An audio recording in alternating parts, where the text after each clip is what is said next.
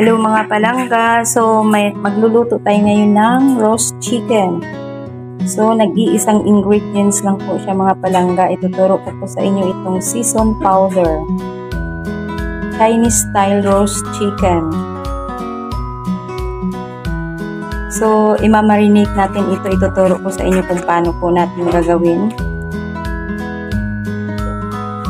So gagawin natin, cut natin itong powder. Tapos, i-rub natin ito sa katawan ng manok.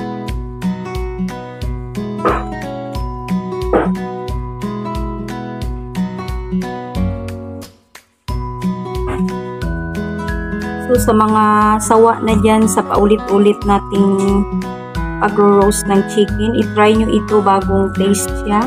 Masarap siya mga palangga. Subok na po ito mga palangga. Masarap siya at saka crunchy yung kanyang skin. Pati sa loob, lagyan natin. Tapos imamarinate lang natin kahit 1 hour. Pwede na siya.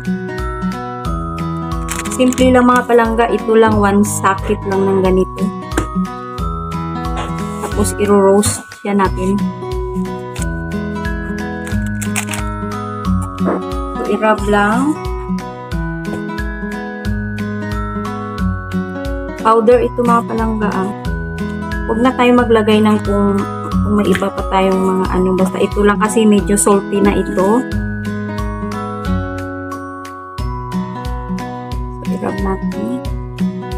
Tapos, ilagay muna natin sa ano, ref or isit aside lang natin.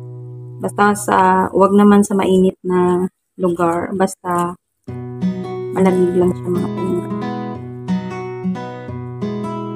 Tapos, i-roast siya natin mamaya. So, ito na. Ito na yung ating magiging roast chicken mamaya. Chinese roast chicken. So, ito na mga palangga yung ating Chinese roast chicken. So, ilalagay po natin ito sa oven. I-roast natin mga palangga.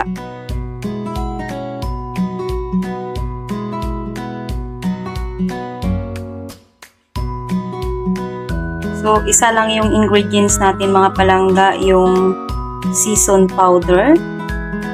Chinese po siya mga palangga na powder. Hindi ko po alam kung ano ba ang nasa loob noon. Pero masarap siya mga palangga pag na-roast ito mamaya.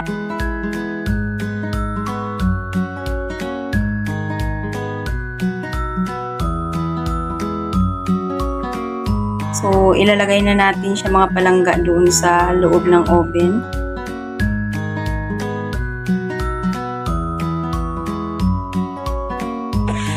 So, buksan natin yung ating oven.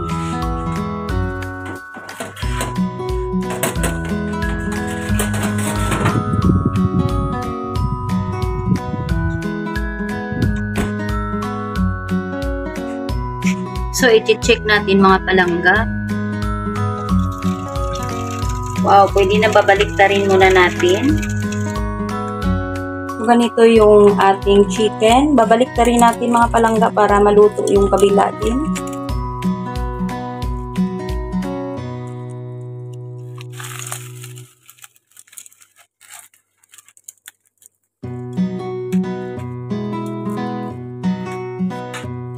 Ibalik natin doon sa oven.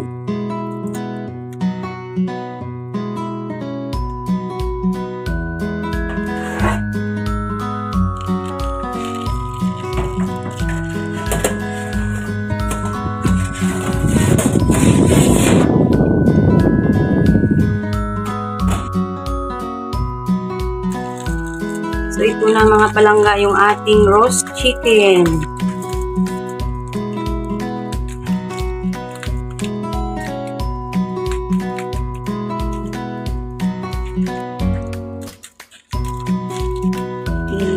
Crunchy. Crunchy siya mga palangga ulit.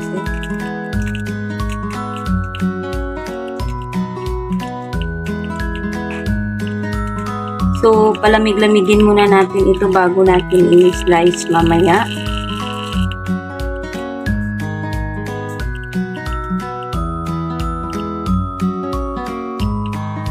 So, ikakat na natin mga palangga yung ating chicken.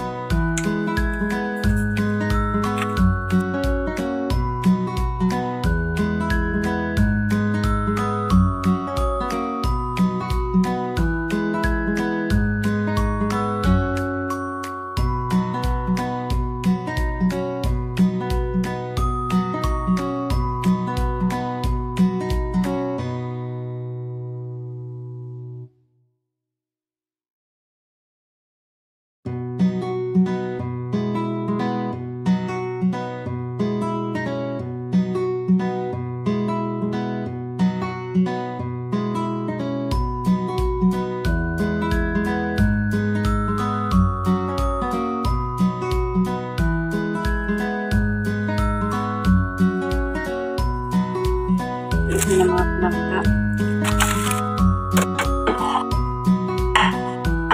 Ating chicken.